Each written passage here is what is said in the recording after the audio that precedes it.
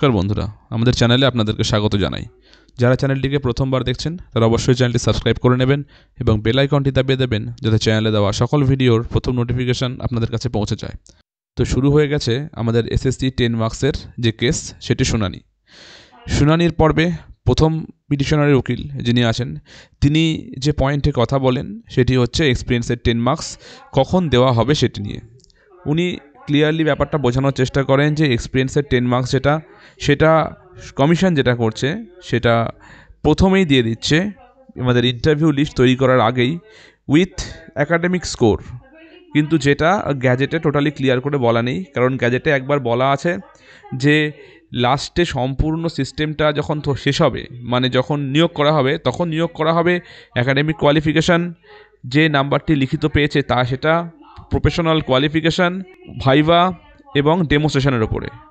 আবার কমিশন এখানে বলছে যে এই যে লিখিত নাম্বার তার মধ্যেই আমরা দিতে পারি সেই এক্সপিরিয়েন্সের নাম্বার, যার ওপর বেস করে কিন্তু এই ইন্টারভিউ লিস্ট যেটা ডকুমেন্ট ভেরিফিকেশনের লিস্ট সেটা কিন্তু দেওয়া হয়েছে। তো কমিশন বলছে এটা ভ্যালিড।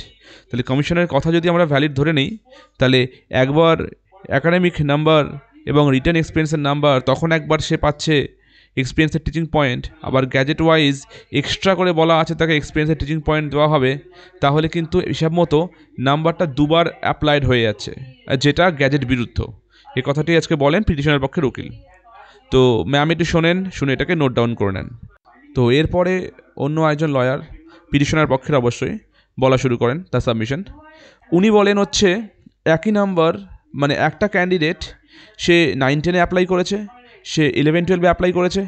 এবার সে ধরে নেন 9-10-এ টিচিং করতো আগে, তাহলে সে এবার 9-10-এর পরীক্ষাতেও এক্সপিরিয়েন্স নাম্বার পাচ্ছে, আবার সে 11-12-এও এক্সপিরিয়েন্স নাম্বার পাচ্ছে।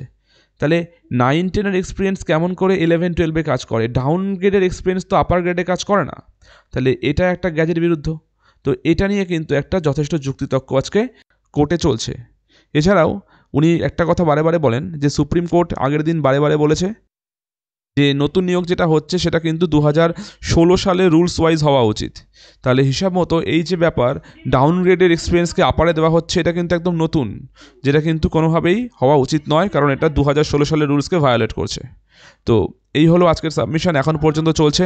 ম্যাম সবই নোট ডাউন করে নিলেন, এবার দেখা যাক কি হয়।